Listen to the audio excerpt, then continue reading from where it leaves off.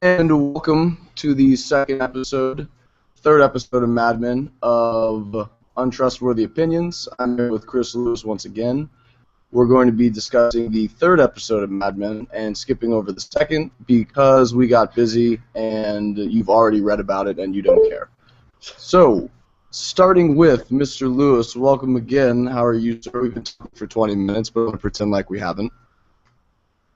Yeah, I'll just repeat what I said earlier. I got the playoff beard going for everybody. I'm not shaving this until these guys lose a game. Well, a series. We're going with the series, yeah. It was DC leveling out there for a minute, but I think it's back to DC rising. That is true. We're back to rising. Going back to rising, baby.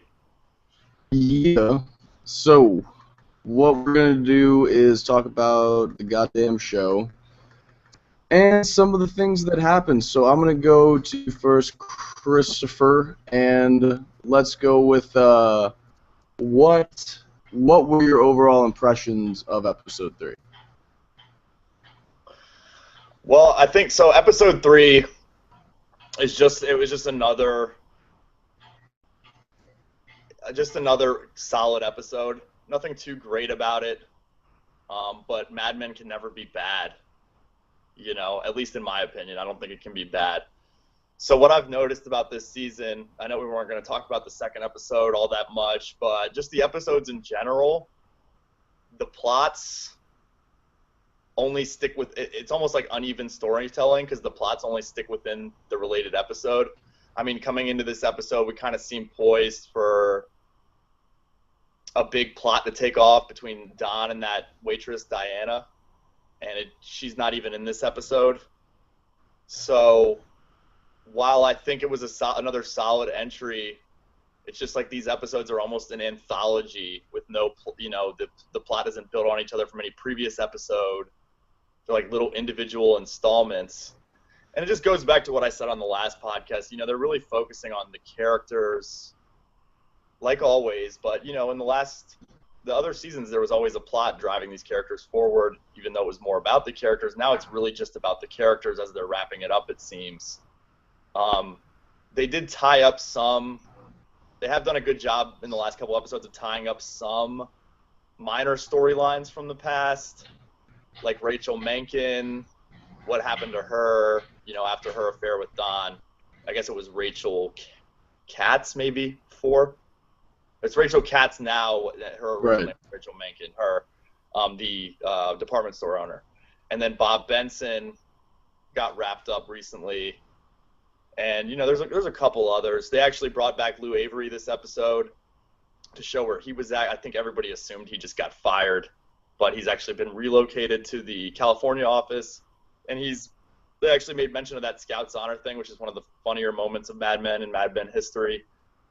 When the Scouts Honor jokes were around, but like I said, I thought it was real solid, but the storytelling seems a bit scatterbrained, for lack of a better word. Yeah, can I just say that two things about Lou Avery. If he thought that New York wasn't tight enough, I don't know how the hell he's functioning in California. And he drinks Sanka instead of coffee, which made me kind of laugh because like that stuff is terrible. But it's just like it's one of those little like character pushes where you're like Lou would drink Sanka. Like he's just such an awful man. Like someone you would never want to hang out with, even at work. Yeah, I kind of agree with you in terms of. Go ahead. Go ahead, man. I was gonna agree with you in the story. Basically, I think that it does have some overarching themes. I mean, I know it seems scatterbrained, but they're trying to tie up, 7 years of stories and characters and kind of give everyone, if not an ending, at least, an appearance, a cameo, something where they can just pop in and go, oh, that's what happened to him. It's like I feel like they're doing a more artistic version of like the end of Animal House. Like, remember at the end of Animal House, or like those comedies where it's like, oh, and then, Bluto went off and became a politician. This guy went to Vietnam, except instead of like that last, scrolling text of all the shit that happened, it's more of like, okay, everyone's coming in, and they all actually are relevant to the main Don story in some way, shape, or form. Yeah, I absolutely agree with that. I was going to say before that, despite the story not really having any direction, they're doing a fantastic job of attention to detail, um, narrative, housekeeping, so to speak. They're really doing a Mm. good job of, and that's what separates a good show from a great show. I mean, the fact that they're tying up loose ends that pretty much any fan of the show would be wondering about is really really like an exemplary job of how a TV show should be written and wrapped up, especially with a show with this many characters like you mentioned. So I'm reticent to say this season's been great, but by the end of it you're going to be left in awe. I mean, it's just an I've amazing show. and I've really enjoyed all the episodes so far. I mean, Right. just on their own, like they're pretty good. You know, Yeah. they're not like one of those driving stories they usually have, but they're still up to the same quality that they're known for. You know. Yeah. It's almost like But like I'm sorry. It's almost like they're kind of being subdued as if to drop a bomb later on. Like I'm fully expecting that right, at some point something like that's coming. So the Draper bomb. Let's talk about Joan getting some love story wise this time. What did you think about her storyline and the whole California thing? Her finding a fuck buddy out there and just kind of trying to live her life with a child. You know. right. Well, I love Joan. Big fan of Joan. Team Ginger all the way. But Yeah. yeah, I was mentioning before that she's one of those characters that I feel like is criminally underrated. Not underrated, underutilized. Underrated is the wrong word. Underutilized is the word I'm looking for. You know, most Mad Men fans are always craving more Joan. They feel like she doesn't get enough love, enough screen time, but they really focused in on her a lot in this episode. It probably ranks up there with any other episode from any season where she's featured a lot. And it's a new Joan. I mean, we've seen her go from this New Joan. kind of this head secretary from the beginning. I mean, dating back to the beginning, she was like the head secretary, and now she's a millionaire. And it just shows her living the life and single 40 life. I think she's resigned to never being in a serious relationship again, type deal. And then this guy kind of comes along that could be a game changer. Um, so I thought it was real interesting, and this whole season for any of the characters brings back a lot of nostalgia. I mean, I'm just whenever I see them in their current state, I think back to like kind of where they came from at the start of the show a lot. I find myself doing that a lot. So that mindset carried over to Joan as well, and very much so with Joan. It's not the same old story in terms of like men that she's with, but you can tell like this guy might be a game changer, and she's just always been let down before. So she's kind of guarded, but at the same time, it was just good to get a lot of her, and because we didn't really see much of her in the first two episodes at all. So I No, thought that she was had that interaction with Peggy, like in the elevator, where Peggy was basically yeah, like, what are you mad about? You're a millionaire. Like you have big tits. Deal with it. It's 1970. This is yeah, like how shit works, you idiot.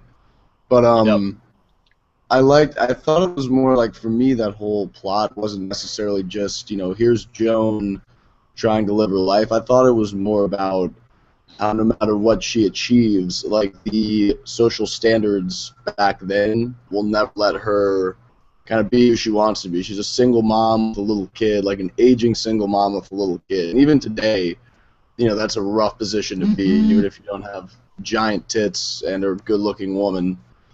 So I thought it well, was like kind of speaking to like back then, like it's tough to balance all this shit, even with money. Like you're never going to be looked at as desirable in yeah, some people's eyes. yeah, absolutely. And another thing that kind of ties, plays off of that is she's a millionaire who lives with her mother, who doesn't need financial help, any kind of physical help. She's not like deteriorating. She's an old woman, but she's not senile or needs to be in a nursing home. I mean, she's 40, and it plays into both things you were talking about. Yeah, she's a millionaire. She has this job, but she also has a kid. She can't do both. She has to do both. But yeah, that's another interesting thing about her character, and she has to tell the guy that like, hey, I'm 40, I have a kid, I have a 4-year-old, but also my mom lives there. It's like I have to be home at a certain time, so it's just you're absolutely right. I definitely agree. Yeah, I love how I mean that guy was actually being pretty understanding for a minute. I think he lasted like 2 hours until he's like, yeah, I don't want to do this. Like I've had kids, I don't want to talk to your cunt mother, I don't care about your child. And it just kind of made, like, I could see his reasoning. Like, even when he came back and said, like, apologized, I don't think it's going to last. I think he just felt bad about saying those things, but I don't think in his mind he wants to deal with that shit again. Because he's divorced, so he's like, I've already had a terrible mother-in-law. I've already had children that grew up. Like, why do this again? Like, I'm old, I'm tired, just want to sit on the beach in California and smoke weed and drink by the pool. But, I was gonna mention the one thing I loved was Joan getting mad, just for a second, at Kevin for being alive when after the dude dumped her the next morning, she's walking out of the apartment and just snapping at Kevin just for being a kid.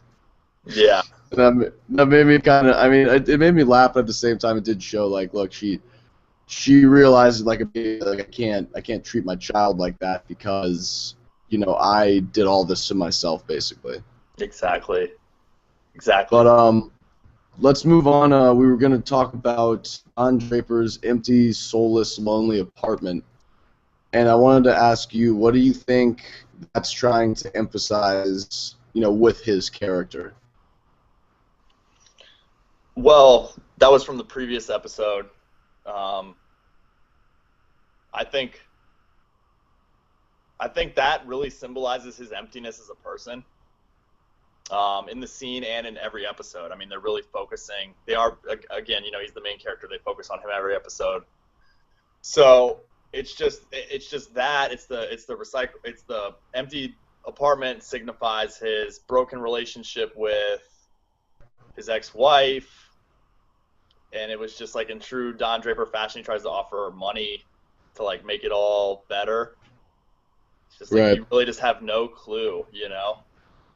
And so he tries to fill this void with a waitress who the Hold writers on for a didn't. sec.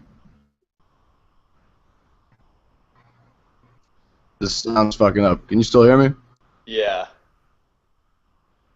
There you go. All right, keep going. I was My gonna bad. say the waitress Diana. Going off what I was saying before, the waitress Diana, he tried to fill the void, the void left by his wife or ex-wife Megan, with the waitress Diana, and she isn't even in this episode. That's not to say we won't see her again, but she just wasn't even in this episode. I mean, it seemed like we were poised for a pretty major storyline cropping out of that, and it just didn't materialize into anything. And I kind of wonder if that was intentional or unintentional. Either way, it says a lot about his emptiness as a character, and it carries over. It carries over Hey, into this. Diana. I was gonna say it carries over into this episode where we don't see her, but it's also like his empty relationship with his kid, Sally Draper. Kind of his the most intriguing character relationship to me, the most dynamic, the most enigmatic is the one between Don and Peggy.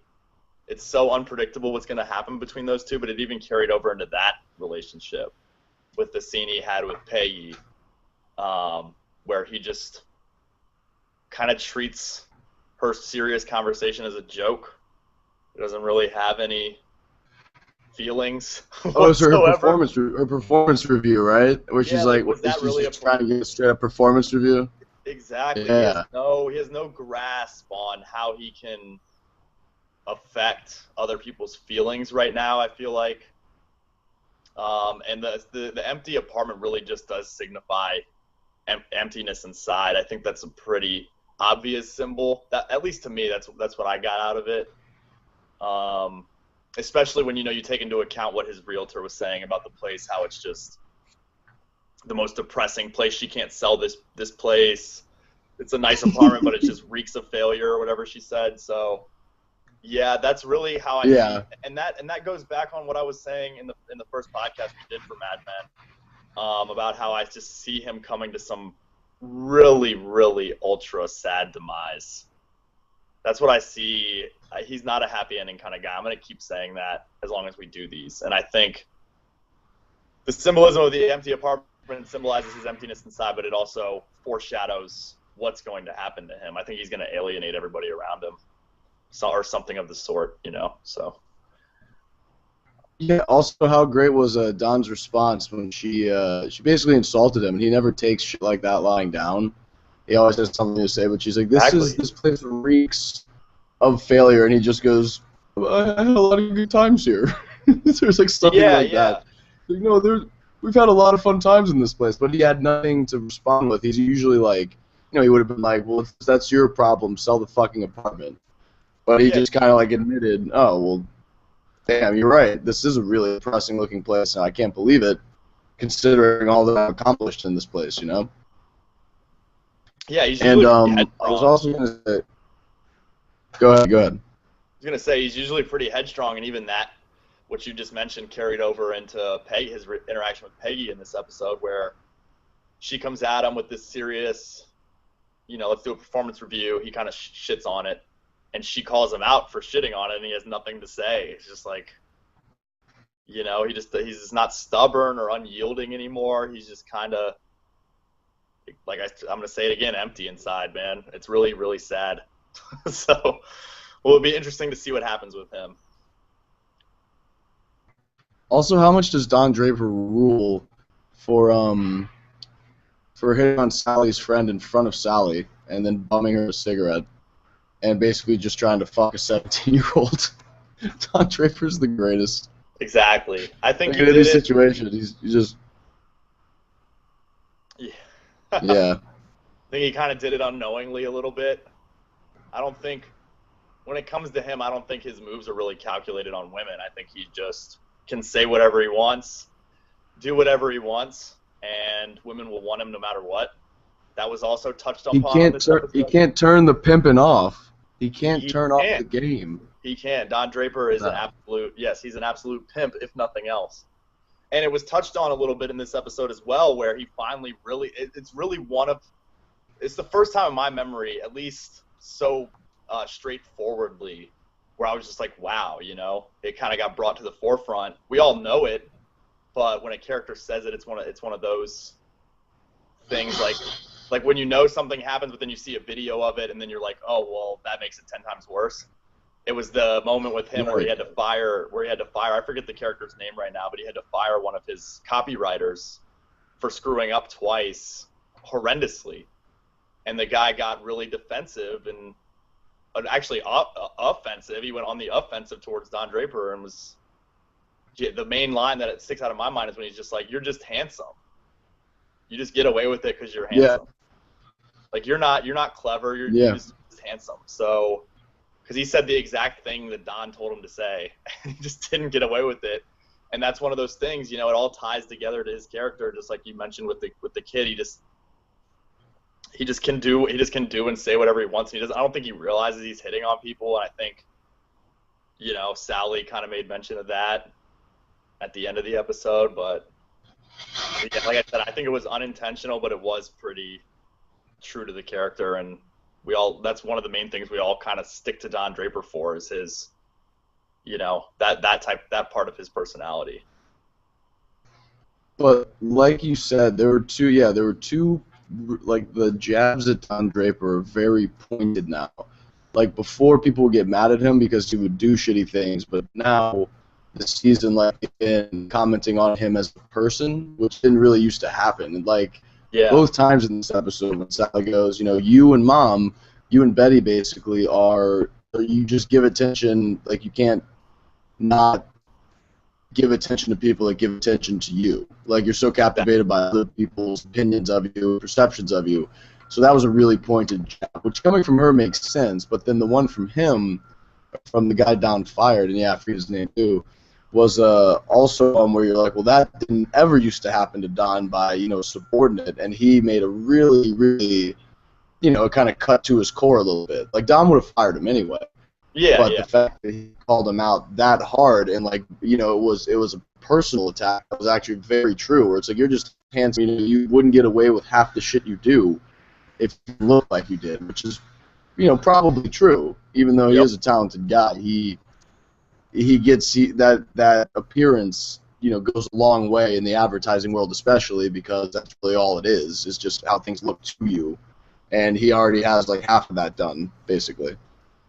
Yeah, quick sidebar. I can't help but think, in less serious terms, because all of this stuff is Mad Men, so it's serious, but in less serious terms, I can't help but think of his character on 30 Rock.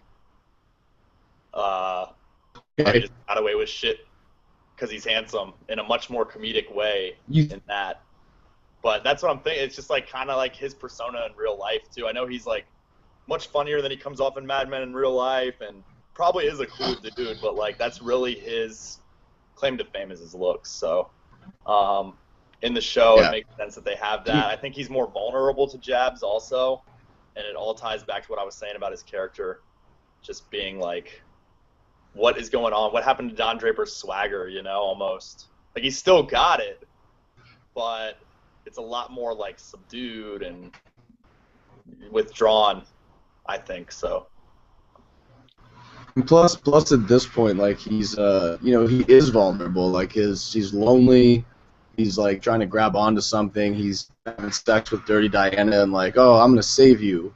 When it's like she's probably not really trying to be saved. He's like, it's like that chick is like she's awful. Like, why would you save her of all the women in New York City? But he's just doing it because he needs something to grab onto. So like, it's kind of like piling onto an already beat man. But these people, the characters don't know they're doing that, but they're really kind of kicking him when he's down, I want to say. And even though it's not on purpose, it's still like it just brutal to watch. I think he's always done a good job of masking what was going on outside of his work life. And it's really just like, they may not, like you said, they may not know. They don't know. The characters don't know that all this stuff in his personal life is affecting him to that. It's not like affecting his job, but it's affecting his personality a little bit in the workplace. And like you said, they're not really realizing these jabs. I wouldn't say they're hurting him, but it's more important to note, I feel like, because of everything that it is actually affecting him. His personal life is actually affecting him now a lot. So yes. Okay, last topic from the episode. Glenn is back. He's a strapping young man, and he's going to Vietnam. I think it was a shameless sign to the times. I mean, they had to mention Vietnam and have it kind of touch them at least at one point, like they did with the moon landing in the first half of last season. But what did you think about Glenn's return? And do you think it was the same message they were trying to send with Don and the 17-year-old, or do you think him and Betty just had some unfinished business to deal with? Well, I think it's a little bit of both.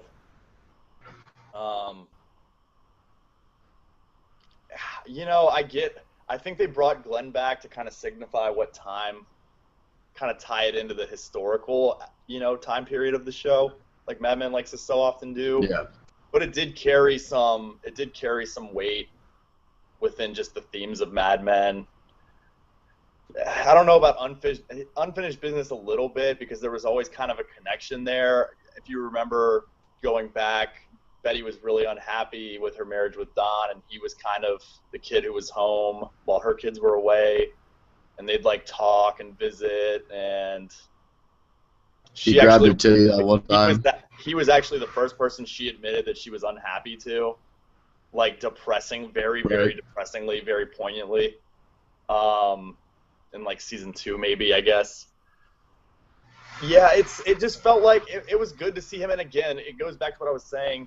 It goes back to them just doing an impeccable job of tying up old storylines, but also it just felt like directionless almost. It definitely added to this episode. It's not going to add much in the grand scheme of things, but then again, you never know. I mean, Mad Men always surprises me. So, and it did parallel what Don did with Sally's friend, and I think that was obvious because Sally pointed it out. You and Mom both can't help yourself. She was there for both instances, and it's interesting too, because you think Sally probably has some feelings for Glenn because they were childhood friends growing up. She's been through some, I don't know about rough patches maybe as a teenager, going to boarding school and having to go to some kind of camp or something for at-risk girls. And she's smoking pot and drinking with him, and he always like protected her, you know. There was that. It takes me back to the episode where she was like leading this guy on, and of course he wants to have sex with her. She's like 15 or something, and she's like, no, and the guy's like pressing, and then Glenn, like Captain Save-A-Ho Glenn, you know, comes in and and saves Sally. Right. But yeah, it was good to see him, but again, like I said, it just feels like they're tying up an old storyline with that, I think. I think Glenn was trying to work in a threesome with that bitch he brought, and Sally or Betty, whoever was down. And he's probably going to die in Vietnam, even though they won't say that. Guessing.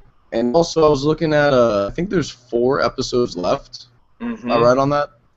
Yep. How the fuck are they going to explain all this stuff? Not all the stuff, but I'm really curious in how they're going to end it. When I saw that, I thought there were at least two more. But when I saw there's 4 left, I'm like, that's going to be pretty either open-ended or pretty insane last 1 or 2 episodes, you know? I don't know. It's as uncertain as it gets, man. Yeah. I tried to give predictions before the season started or after the first episode, and I'm just going to stick with what's as vague as possible. They're just not headed for any kind of good ending. I think it does kind of mirror life a little bit, you know, the nature of uncertainty in life. These characters these characters don't know what's in store for them coming up, and it's kind of like an exercise in method that we also just have no clue. There's no way of predicting what's going to happen because they haven't built on any real storyline. They tied up some loose ends, and they haven't really like introduced any new ones that are going to go anywhere this season, at least not that we've seen yet. So unless something changes in the next episode, we're really not going to have any idea how they're going to tie it up and finish it. Got you. We pretty much covered all of it. You got anything else you want to add? I'm pretty good with where we're at. Shut up, phone. I don't. I was gonna say go Wizards. Everybody needs to tune into Louis because it's been excellent this season. I'm gonna plug that as much as I can until it somehow gets bad, which is never gonna happen. And I also recommend The Last Man on Earth to everybody. I think that's a pretty underrated show. I don't think many people are watching it. So it's on demand. It's on Sundays. Louis is on Thursdays. You can have a real good TV night on Sundays with Game of Thrones, Mad Men, and Last Man on Earth. And it kind of, I think they're in between each other, so it kind of break up a little bit of the intensity between the two, you know, dramatic shows if you watch The Last Man on Earth. So those are my recommendations. I was liking The Last Man on Earth until I keep seeing the promos, and it's like they just keep adding more people. That's what's great about it. Keeps coming, like. But I kind of was interested because it was like just him and maybe 1 or 2 other people, and now there's a black muscular dude, and like there's a fat guy, and like another bitch, and I'm just like, can we do spoilers ahead? So the reason that's funny is because his name is Phil Miller. And it's just like the polar opposite, like this strapping, strong black guy. His name is Phil Miller, and he just comes. Everybody's single at that point too, and he just comes in and just takes all the thunder, man. It's so good, even more so than the fat dude did. Like the dude from Marco from Better Call Saul, that guy. Yeah, it's even more. Yeah. He has the exact same name as, and they start calling the original Phil Miller, Will Forte's character, something else, and it's like really girly. I think it's his middle name. It's like really girly. Like we'll have a vote, and it's just like, well, they just do all these factors and just like. Will Forte loses all of them. It's a really funny show. It does a really good job of building on. It does a really good job with callback jokes. There's a lot of jokes that carry over from episode to episode. And even it's a character humor show, I think. And even just in the first season, I'm hooked, man. This is as hooked as I've been to a comedy since If you classify Louis as a comedy, then yeah. But since like the beginning of Parks and Rec, that's drawn me in this much that I didn't have to catch up on after the fact. Maybe Brooklyn Nine-Nine too, but I definitely recommend this. You guys will just have to watch for yourself. Yeah. No, I've seen a few of them, but I can get back into it. I think Brooklyn Nine-Nine's back this Sunday, and yeah, I'm just going to reiterate that Louis' first 3 episodes have been very, very funny. Like, very little weird stuff. It's been mostly 100% comedy, and I'm really glad that that's what this season's about. I think he's really kind of gone through his whole past weird experiences, and he's just trying to focus on, like, a lot of funny bits, so that's good. But that's good. about does it for us. Thank you, Silu, for all your help and knowledge and wisdom. And we will be back next week to recap episode 4. We will talk to you guys later. Look at the information below if you want to follow us on Facebook, Twitter, all that social media baloney. And we will see you next week. Peace. Peace.